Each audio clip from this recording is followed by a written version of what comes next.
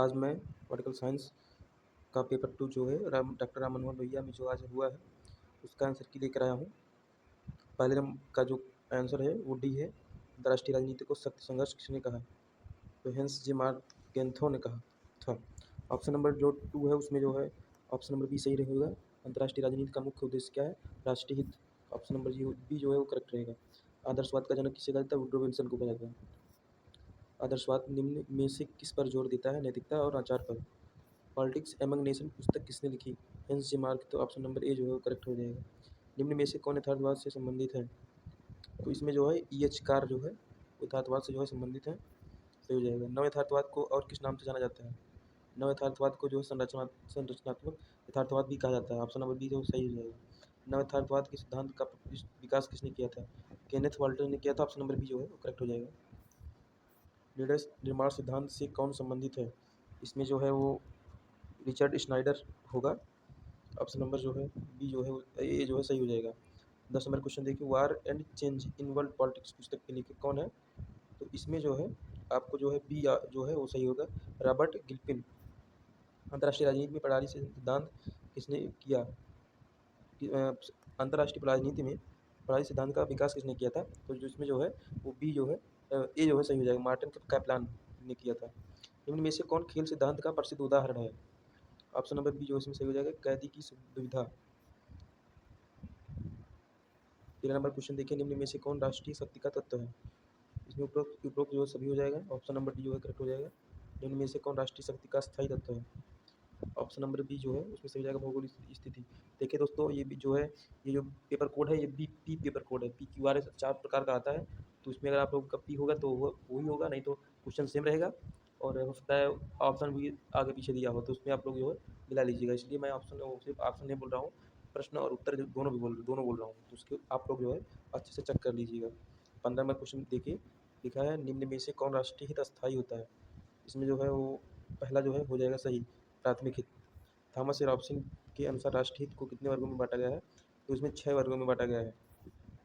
कूटनीति का मुख्य उद्देश्य क्या होता है? कूटनीति का मुख्य उद्देश्य होता है विवादों का शांतिपूर्ण जो है समाधान होता है। ऑप्शन नंबर बी जो है करेक्ट हो जाएगा। Reflection of power and diplomacy पुस्तक के लेखक जो है वो हेनरी ए किसिंजर जी हैं। ऑप्शन नंबर सही हो जाएगा। उन्हें समग्र अर्थ में निरस्त्रीकरण, विश्व में हथियारों का विनाश और सभी सशस्त्र सेनाओं को समाप्ति की मांग करता है। यह कथन किससे संबंधित है? ये जो है कोलंबस एनवुल्फ से जो है संबंधित है। ऑप्शन नंबर सी जो है सही हो जाएगा। निम्न में से कौन सा कथन शस्त्र यंत्र के बारे में सही नहीं है? ऑप्शन नंबर सी है वो सही हो जाएगा। निम्न में से कौन निरस्त्रीकरण का उदाहरण है? ऑप्शन नंबर सी सही हो जाएगा, सभी हथियार समाप्त करना। परमाणु प्रसार क्या है? परमाणु प्रसार जो है परमाणु हथियारों को परमाणु हथियारों और तकनीक का विस्तार। ऑप्शन नंबर बी सही हो जाएगा। कौन सी संधि परमाणु प्रसार को रोकने का प्रयास करती है? ऑप्शन नंबर जो ए है वो सही हो जाएगा, परमाणु अप्रसार संधि। संयुक्त राष्ट्र की स्थापना किस तिथि को हुई? 24 अक्टूबर 1945। ऑप्शन नंबर ए करेक्ट हो जाएगा। संयुक्त राष्ट्र के वर्तमान महासचिव जो है कौन है? एंटोनियो गुटेरेस वो सही हो जाएगा। ऑप्शन नंबर ए सही हो जाएगा। नव विश्व व्यवस्था शब्द किस घटना के बाद प्रचलित हुआ? या जो है इसमें जो है ऑप्शन नंबर ए जो है सही हो जाएगा। प्रथम विश्व युद्ध को किस संधि ने समाप्त किया? वर्षाई की संधि ने समाप्त किया। ऑप्शन नंबर ए सही हो जाएगा। मार्क्सवादी दृष्टिकोण के अनुसार प्रथम विश्व युद्ध का कारण क्या था? साम्राज्यवाद और पूंजीवाद। ऑप्शन नंबर बी जो है सही हो जाएगा। द्वितीय विश्व युद्ध कब शुरू हुआ? 1 सितंबर 1939 को द्वितीय विश्व युद्ध जो शुरू हुआ। 1945 में किन शहरों में परमाणु बम गिराए गए? हिरोशिमा और नागासाकी, ए बी और दोनों में। किस घटना के कारण अमेरिका द्वितीय विश्व युद्ध में शामिल हुआ? पर्ल हार्बर पर हमला के कारण जो है अमेरिका द्वितीय विश्व युद्ध में जो है वो शामिल हुआ। शीत युद्ध किस प्रकार का युद्ध था? अप्रत्यक्ष संघर्ष था। अमेरिका द्वारा कौन सा सैन्य गठबंधन बनाया गया? अमेरिका द्वारा जो है वो नाटो जो है संगठन बनाया गया। शीत युद्ध के बाद कौन सा देश महाशक्ति के रूप में उभरा? संयुक्त राज्य अमेरिका ने जो उभरा।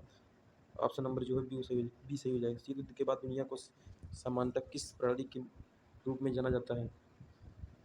द्विध्रुवीय प्रणाली के रूप में जाना जाता है। ऑप्शन नंबर ए सही हो जाएगा। एनार्किकल सोसाइटी नामक कृति में राज्यों की व्यवस्था और राज्यों के समाज के भेद में किसने किसने की है? तो हेडली वुड जो है उसमें सही हो जाएगा। हेडली वुड। निम्न में से कौन भारत की विदेश नीति का सिद्धांत नहीं है?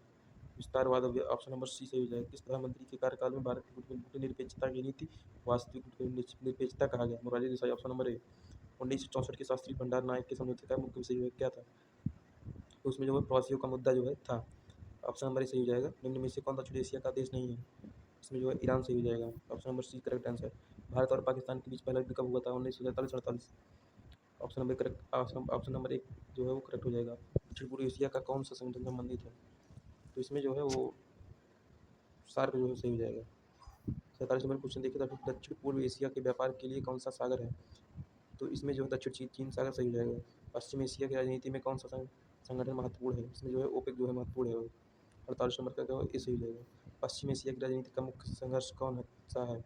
इजराइल फिलिस्तीन संघर्ष। इंडो पैसिफिक क्षेत्र क्यों महत्वपूर्ण है? इंडो पैसिफिक क्षेत्र जो है सब उपरोक्त सभी इसमें व्यापारिक मार्ग, राजनीतिक, समुद्री मार्ग, आर्थिक शक्ति के कारण जो है उपरोक्त सभी जो है सही हो जाएगा, इसलिए महत्वपूर्ण। WTO किस संगठन का उत्तराधिकारी है? इसमें जो है वो सी जो है वो सही हो जाएगा, विश्व बैंक। WTO का मुख्यालय जो है कहाँ पर है? WTO का मुख्यालय जो है वो जिनेवा में है। नॉर्थ साउथ संवाद से क्या अभिप्राय है? नॉर्थ साउथ संवाद से अभिप्राय है विकसित और विकासशील देशों के बीच संवाद।